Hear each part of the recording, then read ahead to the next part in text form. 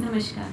आज मैं आप लोगों के साथ एक बुक शुरू करने जा रही हूँ जिसका नाम है असीम आनंद की हो, जो कि बीके शिवानी दीदी और मशहूर कलाकार सुरेश ओबराय जी के संवाद पर आधारित है। तो हम साथ साथ स्टार्ट करेंगे, साथ साथ शुरू करेंगे और साथ साथ आनंद की ओर बढ़ते चले जाएंगे। आशा करती हूँ कि आपको मेरी ये छोटी सी कोशिश ज़रूर पसंद आएगी, और अगर पसंद आए तो प्लीज़ लाइक ज़रूर कर दीजिएगा। Thank you. तो चलिए स्टार्ट करते हैं। इसका जो फर्स्ट पार्ट है उसका नाम है प्रसन्नता का चुनाव। कि हम ही विकल्प चुनते हैं। जो कुछ भी पुराना और साधारण है अब उससे विदा लेते हुए अपने भीतर की सुंदरता को जगाने का समय आ गया है। वह समय अभी है। समय आ गया है कि हम लोग जागें और एक नई सोच, एक नए नज़रिए से जीवन की जिम्मेवारी स्वयं लें। ओम शांति।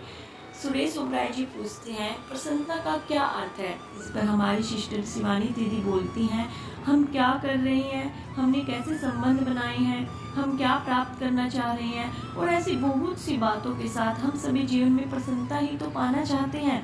अगर हम जीवन के बारे में सोचें तो स्पष्ट दिखाई देता है कि हम सभी प्रसन्नता व आनंद की तलाश में हैं। सुरेश ओबराय जी कहते हैं, जैसा कि आपने कहा, हम सभी प्रसन्नता की तलाश में हैं, परंतु हम किस माध्यम से इसकी तलाश कर रहे हैं? सिस्टर शिवानी बोलती हैं, हम इसे अलग अलग साधनों से तलाश करते हैं। यह किसी भी तरह के साजो सम्मान, संपत्ति, संबंध, उपलब्धियों और अच्छे स्वास्थ्य के माध्यम से हो सकता है। जैसे आप किसी से पूछते हैं कि वे अपने जीवन में क्या पाना चाहते हैं, तो वो हमेशा उत्तर देते हैं कि वो सफलता पाना चाहते हैं। वो सफलता क्यों पाना चाहते हैं? क्योंकि इससे उन्हें खुशी मिलती है। आप उनसे पूछते हैं कि आप किसी खास वस्तु को क्यों खरीदना चाहते हैं, उनमें से अधिकांश यही उत्तर देंगे कि इससे उन्हें या उनके परिवार को प्रसन्नता होगी। आप किसी से पूछते हैं कि उन्हें किसी संबंध से क्या मिलता है, और फिर उत्तर मिलता है कि उन्हें इन संबंधों से प्रसन्नता मिलती है। तो कुल मिलाकर सभी एक ही चीज की तलाश में है, खुशी। सुरेश ओबराय जी पूछते हैं, परंतु यह प्रसन्नता सीमित या असीमित, लिमिटेड या अनलिमिटेड है? यह तो सीमित होती है, ऐसा ही है ना? सिस्टर शिवानी बोलती हैं, जी ऐसा ही है। हम तो ये तक नहीं जानते कि क्या ये सच्ची खुशी है। सुरेश ओबराय जी, तो क्या यह अक्षणिक होती है? जैसे कोई बालक किसी खिलौने से खेलता है, उसे तोड़ देता है और उसके बाद वह अपने लिए नए खिलौने चाहता है, फिर दूसरे खिलौने से खेलता है, और इस तरह यह सिलसिला जारी रहता है। दरअसल हकीकत में हम चाहते क्या हैं? यदि हम प्रसन्नता की तलाश कर रहे हैं तो क्या इसे ठोस और स्थायी नहीं होना चाहिए? सिस्टर शिवानी बोलती हैं, इसे स्थायी होना चाहिए, यही सबसे अहम बात है। अगर प्रसन्नता हमें पसंद है, अगर प्रसन्नता की हम इच्छा करते हैं, अगर ये हमारा स्वाभाविक रूप है, तब यह अन्य किसी बाहरी वस्तु पर निर्भर नहीं होगी। अगर यह किसी वस्तु पर निर्भर करती है तो यह कभी निरंतर बनी रहने वाली नहीं हो सकती। अगर सादे शब्दों में कहा जाए, यदि आप इसे कहीं बाहर तलाश रहे हैं तो आप उस वस्तु पर निर्भर हो रहे हैं, और यह भावना लंबे समय तक नहीं रहेगी। मान लेते हैं अगर मौसम खुशनुमा हो और आपको बहुत अच्छा लग रहा हो, तब तो आपका अच्छा लगने का भाव मौसम पर निर्भर हो गया। सुरेश ओबराय जी, बिल्कुल सही कहा आपने, पर मैं यह समझना चाहता हूँ कि कोई व्यक्ति इच्छाओं या निर्भरता के बिना प्रसन्नता कैसे पा सकता है? सिस्टर शिवानी, संभवतः यह सबसे पुराने विश्वास तंत्रों में से एक है जिसे हमने अपने जीवन का एक हिस्सा बना रखा है। यह विश्वास कि हमें कहीं बाहर से प्रसन्नता अर्जित करनी होगी, फिर भले ही वह उपलब्धियों से आए, दूसरे लोगों से मिले, या हमारी वर्तमान स्थिति का नतीजा हो। मैं यह काम इसलिए कर रही हूँ क्योंकि इसे करने से मुझे खुशी हासिल होगी। यह हमेशा यही समीकरण रहता है, जब कोई काम पूरा होगा तब हमें प्रसन्नता मिलेगी। तो यहाँ खुशी काम के सही तरह से पूरा होने पर निर्भर है। किसी बच्चे को बचपन से यही संस्कार दिया जाता है कि अगर वह अच्छे अंक लाएगा तो माता पिता प्रसन्न होंगे, जब वह अच्छा प्रदर्शन देगा, जब वह सुंदर दिखेगा तो उसके माता पिता को अच्छा लगेगा, वे उससे खुश होंगे। धीरे धीरे बच्चे के मन में यह बात बैठ जाती है कि अगर उसके माता पिता प्रसन्नता अनुभव करेंगे तब ही उसे भी प्रसन्नता होगी, और अगर उसके माता पिता ही प्रसन्न नहीं है तो वह प्रसन्नता का अनुभव कैसे कर सकता है? सुरेश ओबराय जी, क्या कोई आसान उपाय बता सकती हैं या कोई ऐसा तरीका बता सकती हैं जिसके माध्यम से हम प्रसन्नता के अर्थ को समझ सकें और यह समझ सकें कि इसे किसी भी तरह की निर्भरता के बिना कैसे हासिल किया जा सकता है। सिस्टर शिवानी, पहले तो हमें यह जानने का प्रयास करना है कि हमारी खुशी किस बात पर निर्भर हो रही है।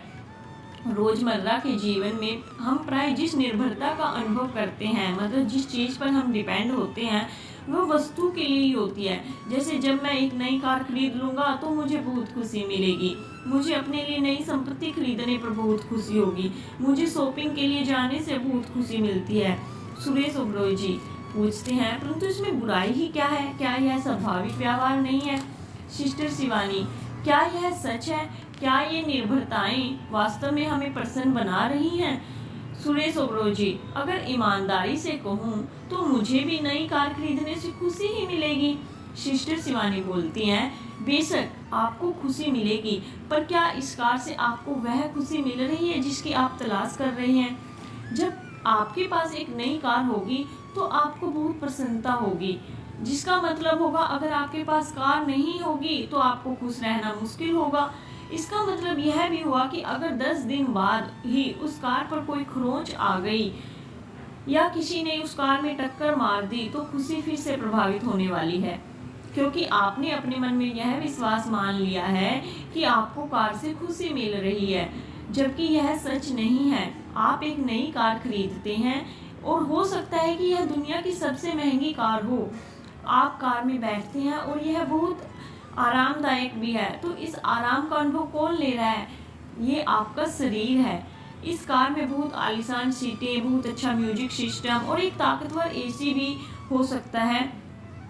आपको कार में बैठकर बहुत आराम मिल रहा है, इसलिए आप अपने आप से कहते हैं कि मुझे अच्छा लग रहा है। ठीक उसी समय घर से एक फ़ोन कॉल आता है और आपको पता चलता है कि घर में कोई दुखद घटना घटी है। क्या तब भी आपकी प्रसन्नता यूं ही बनी रहेगी? सुरेश ओबरॉय जी बोलते हैं, नहीं, तब ऐसा नहीं होगा। सिस्टर शिवानी, परंतु आप तो अब भी आरामदेह में हैं, आपको तो अब भी आराम मिल रहा है, कार अब भी वही है और आप अब भी कार में ही बैठे हैं। यह कार आपके शरीर को आराम देने के लिए बनाई गई थी और भले ही आपके जीवन में और कोई भी घटना घटती रहे, यह आपके शरीर को उसी तरह से आराम देती रहेगी। सुरेश ओबरॉय जी, तो क्या प्रसन्नता और आराम दो अलग अलग चीजें हैं? सिस्टर शिवानी, जो भी वस्तु भौतिक रूप से रची गई है, फिजिकल रूप से है, वह हमें भौतिक रूप से आराम देगी। हम जिस कुर्सी पर बैठे हैं वह एक भौतिक वस्तु है और आपके शरीर को आराम दे रही है, परंतु हम अपने आप से कहते हैं कि यह हमें खुशी दे रही है। सुरेश ओबरॉय जी, क्या हमारी यह मान्यता अनुचित है? सिस्टर शिवानी, दरअसल बात यह है कि हमें बचपन से ही ऐसा सोचने की शिक्षा दी गई है। हम इस सोच और मान्यता के साथ ही बड़े हुए हैं, पर अब हमें अपने ही विश्वास तंत्र पर सवाल उठाना होगा। सुरेश ओबरॉय, जब हम छोटे थे तो अक्सर माता पिता हमारे लिए कुछ खरीदते समय कहते हैं, इसके लिए ये ले लेते हैं, इसे खुशी मिलेगी, या वे हमें प्रसन्न करने के लिए हमें पिकनिक ले जाते थे। यही हमारी विचारधारा बन गई। सिस्टर शिवानी, बिल्कुल सही कहा आपने। अब हमारे पास सबसे सुंदर बंगला और कार है और वह सारी संपत्ति है जिसे पाने का हम कभी सपना देखा करते थे। हमारे पास हर तरह का यंत्र मौजूद है, तो हम अब भी प्रसन्नता की तलाश में क्यों हैं? जब सारी वस्तुएं हमारे पास आ चुकी हैं, तो क्या हमारी इस खोज को समाप्त नहीं होना चाहिए? हमें सब कुछ मिल गया है, पर ऐसा लगता है मानो हम अब भी उसी खुशी की तलाश में हैं, जिसका अर्थ है कि ये सभी यंत्र भी हमें खुशी नहीं दे पाए। हमें इन यंत्रों से केवल आरामदायक जीवन ही मिल सकता है। सुरेश ओबरॉय जी, हमने कार का जो उदाहरण लिया, जो ही घर से फोन कॉल आता है जो आपको कोई दुखद सूचना देता है, तो फिर वह आराम कहाँ गया? सिस्टर शिवानी, कल्पना करें कि आप कार में बैठे हैं, आपकी पीठ बिल्कुल सीधी है और आपके पैर भी आराम महसूस कर रहे हैं। इस समय मिली सूचना के कारण आपका मन अचानक व्याकुल हो गया। जब मन पीड़ा में हो तो उसके लिए शारीरिक सुख भी कोई मायने नहीं रखता है। शरीर तो आरामदेह अनुभव कर रहा है, परंतु जो मैं है वह उस अक्षर आरामदेह नहीं है। हम प्रसन्नता की खोज में हैं। इसलिए इस अक्सर इस पल में हमारे लिए शारीरिक सुख सुविधा भी कोई मायने नहीं रखती।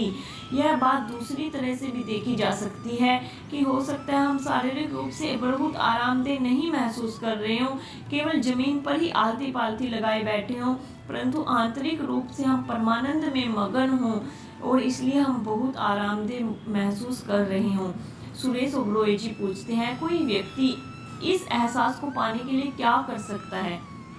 सिस्टर शिवानी, अगर कोई व्यक्ति इस एहसास को पाना चाहे तो उसे समझना होगा कि शारीरिक सुख भावनात्मक सुख से अलग मायने रखता है। हम अपने अंदरूनी आराम या सुख को महसूस नहीं कर पा रहे, वह आंतरिक स्थिरता जिसे हम प्रसन्नता कहते हैं, परंतु हमें लगा कि अगर हम शारीरिक रूप से आरामदेह महसूस करेंगे तो इसका अर्थ होगा कि हम प्रसन्न ही थे। आजकल हम खुशी को भी खरीदने लगे हैं। अगर मैं यह ले लूँगा तो बहुत खुशी मिलेगी, वह ले लूँगा तो बहुत खुशी मिलेगी। यह सूची कभी समाप्त ही नहीं होती। इसका मतलब यह नहीं कि हमें वो वस्तुएं नहीं खरीदनी है, बस केवल इतना करें कि उन्हें अपनी प्रसन्नता के साथ न जोड़ें।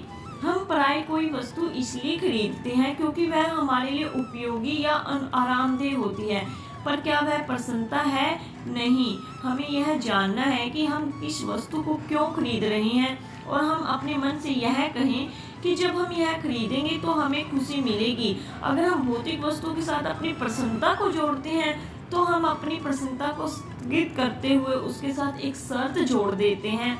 मान लेते हैं कि हम एक नया घर बना रहे हैं और हम अपने आप से कह रहे हैं कि जब यह घर बन जाएगा तो हम उसमें रहने आ जाएंगे और हमें बहुत प्रसन्नता मिलेगी। इसका मतलब होगा कि इस काम में 1 या 2 साल भी लग सकते हैं। तो इस तरह हमने अपनी प्रसन्नता को आने वाले समय के लिए स्थगित कर दिया, मतलब रोक दिया है। एक बच्चे के बारे में सोचें। हम बच्चे को स्कूल में देखकर कहते हैं कि बचपन तो जीवन का सबसे बेहतर चरण है, परंतु बच्चा अपने आसपास के बड़े लोगों को देखकर मन में सोचता है कि बड़े लोग कितने किस्मत वाले हैं, उन्हें न तो होमवर्क करना पड़ता और न ही कोई परीक्षा देनी होती है। वह उनके स्थान पर आना चाहता है। बच्चा स्कूल से बाहर आने के लिए आतुर है ताकि वो प्रसन्नता ले सके। उसे लगता है जब वह कॉलेज में प्रवेश करेगा तो उसे बहुत प्रसन्नता मिलेगी। फिर जब वह कॉलेज में जाता है तो उसकी सोच में बदलाव आ जाता है। उसे लगने लगता है कि उसे असली खुशी तो तभी मिलेगी जब उसके पास एक अच्छी नौकरी होगी, उसका विवाह हो जाएगा और उसका एक परिवार होगा। पर जल्द ही उसे लगने लगता है कि उसे तो खुशी अब भी नहीं मिली। जब उसके बच्चे बड़े होकर जीवन में अपने लिए बेहतर जगह बना लेंगे और सब कुछ ठीक हो जाएगा, अब उसके मन में क्या आता है? उसे लगता है कि खुशी तो रिटायरमेंट होने के बाद ही मिल सकेगी। तो वह सही मायनों में प्रसन्न कब होगा? वह जीवन के अलग अलग चरणों में अपनी प्रसन्नता को रोकता जा रहा है, स्थगित करता जा रहा है। हम एक गहरे दुष्चक्कर में उलझे हैं जहां हम स्वयं से कहते हैं जब ऐसा होगा तब मुझे बहुत खुशी मिलेगी। तो इसमें सुरेश ओबरॉय जी बोलते हैं कि बहुत अफसोस की बात है। और सिस्टर शिवानी जी कहती हैं, सच कहा आपने, यही कारण है कि हम लोग खुश नहीं हैं। ओम शांति। अगला भाग अगले वीडियो में पढ़ेंगे। तब तक के लिए ओम शांति।